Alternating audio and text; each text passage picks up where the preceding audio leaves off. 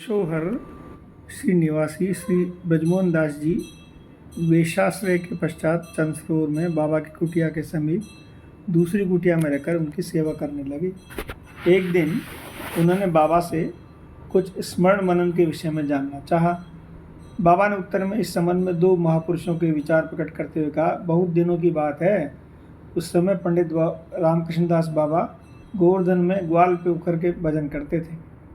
एक दिन मैंने उनके निकट जाकर अष्टकालीन स्मरण के विषय में शिक्षा लेने की प्रार्थना की तो उन्होंने कहा, यदि और कोई मुझसे अष्टकालीन स्मरण की शिक्षा मांगता तो मुझे उसके गाल पर चांटा मारने में संकोच न होता। इनका अभिप्राय समझकर मैं उनकी ओर कुछ कहने का साहस न कर सका। स्मरण मनन का कोई सहज बात नहीं है। एक बार कालीदेव के निकट से जगदीश दास बाबा के निकट जाकर दो व्यक्तियों के अष्टकालीन स्मरण की शिक्षा के लिए निवेदन किया। बाबा मौन रहे। मौन की सम्मति का लक्षण जान वे नित्य उनके पास जाने लगा। नित्य भक्ति विषय नाना प्रकार की आलोचना होती, पर अष्टकालीन लीला स्मरण के विषय में बाबा कुछ न कहते। इसलिए अभिष्ट विषय की शिक्षा के लिए उन्होंने अत्यंत मृदु स्वर में उनसे पूछा, बाबा स्मरण मनन किस प्रकार चल रहा है? यह सुनकर उन्हें आश्चर्य हुआ, ये जानकर कि उनसे कुछ भी छुपा हुआ नहीं है। उन्होंने इस बात को स्वीकार करते हुए कहा, आपकी कृपा से कुछ कुछ हो रहा है। 2-4 दिन बाद उन्होंने फिर पूछा, क्यों स्मरण मनन खूब चल रहा है ना? उन्होंने उत्तर दिया, आपकी कृपा से चल तो रहा है, पर कुछ ऐसा ही। उनकी स्पष्ट सुनकर वे प्रसन्न होकर बोले, बाबा मरण बिना स्मरण कहाँ? जब तक इस जगत का सब कुछ भूल नहीं जाता और देह स्मृति का लोप नहीं हो जाता, तब तक क्या इस जगत का स्मरण संभव है? उस जगत का स्मरण क्या कभी संभव है? बाबा अब वृद्ध हो गए थे, फिर भी उनकी नियम निष्ठा में कोई अंतर नहीं था। अब भी वे पहले की तरह चाहे कितनी ठंड पड़ी और रात को 2 बजे उठकर चंद्रसरोवर में स्नान करते और कुटिया का दरवाजा बंद कर भजन में बैठ जाते। पर अब जैसे जैसे दिन बीत रहे थे, उनकी वैराग्नि प्रबल होती जा रही थी। वे एक बार नित्य धाम जाकर लौट आए, तब से उन्हें राधा रानी के दर्शन शायद फिर नहीं हुए थे। वे उनके दर्शन के बिना इतने अधीर हो गए कि उन्हें जीना भी दुष्कर लग रहा था। उन दिनों एक ब्रजवासी ब्राह्मण जो उनका शिष्य था, नित्य ब्रह्म मुहूर्त में चंद्रसरोवर में स्नान कर जाया करता था। स्नान के पश्चात उनकी कुटिया के सामने दंडवत जय राधे कहा जाता।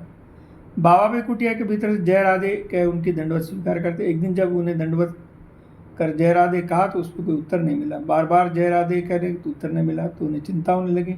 निकट की कुटिया में एक और महात्मा भजन करते। उनके पास जाकर उनके अपनी चिंता व्यक्त उन्होंने कहा, श्री कृष्ण चैतन्य दास बाबा के लिए कोई असाधारण बात नहीं है। वे अक्सर लीला में डूब जाते हैं और ज्ञान शून्य अवस्था में घंटों पड़े रहते हैं, पर इस बार असाधारण बात यह है कि मैंने उनकी कुटिया में एक प्रकाश विकीर्ण होते देखा। न जाने कैसा प्रकाश था। मैंने उनकी कुटिया में कभी दीपक जलते तो देखा नहीं।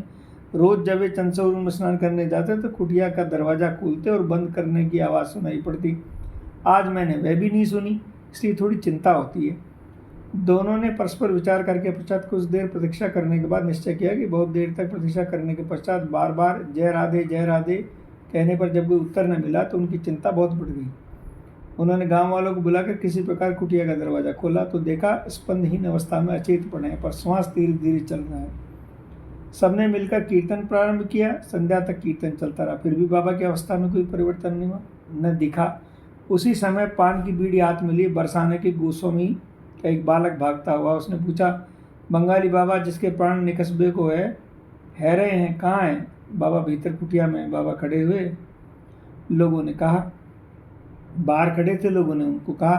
तो कुटिया में जाते ही बोला, जा पानी की बीड़ी बाकू खवाए देव।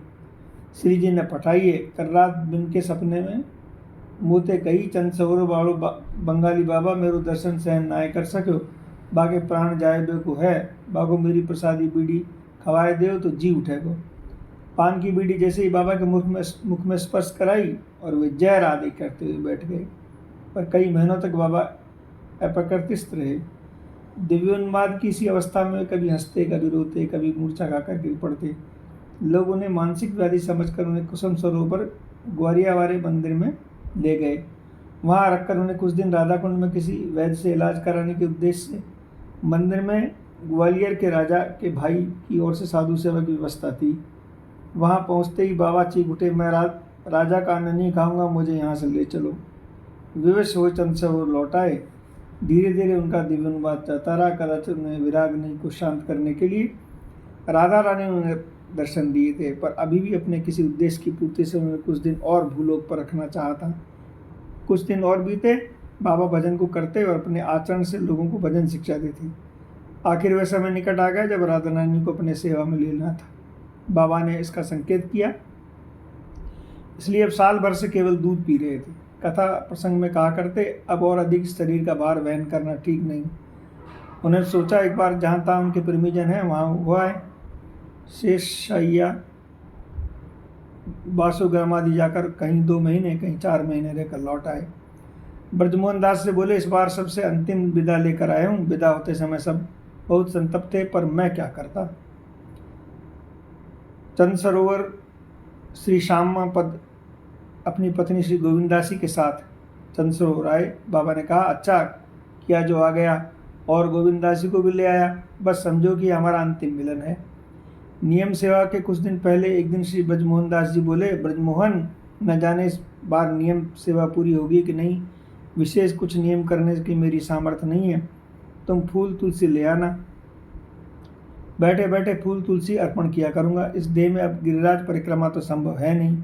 हो सके तो किसी एक आदमी को ठीक कर लेना, वह तुम्हारे साथ परिक्रमा कराया करेगा। उसकी यथासंभव सेवा कर दिया जाएगी। एक भागवत सप्ताह भी सुन लूँगा। भागवत सप्ताह में आगे से मेरा न जाने कैसा एक दृढ़ विश्वास है। इसकी फलश्रुति में जो लिखा है ना, उसका एक एक अक्षर सत्य लगता है। पीछे एक दिन ब्रजमोहन दास के निकट बुलाकर उन्हें एक डोर कोपिन देते हुए बोले, इसे मेरे आशीर्वाद स्वरूप श्याम पद को देना। मेरा दूसरा कोपिन यदि गौर आग्रह करे तो उसे दे देना। शेष मेरा समय एक बात मत भूलना, वृंदावन के 7 देवालयों का चरणामृत और उनके ब्रज में विभिन्न स्थानों की रज अवश्य लेना।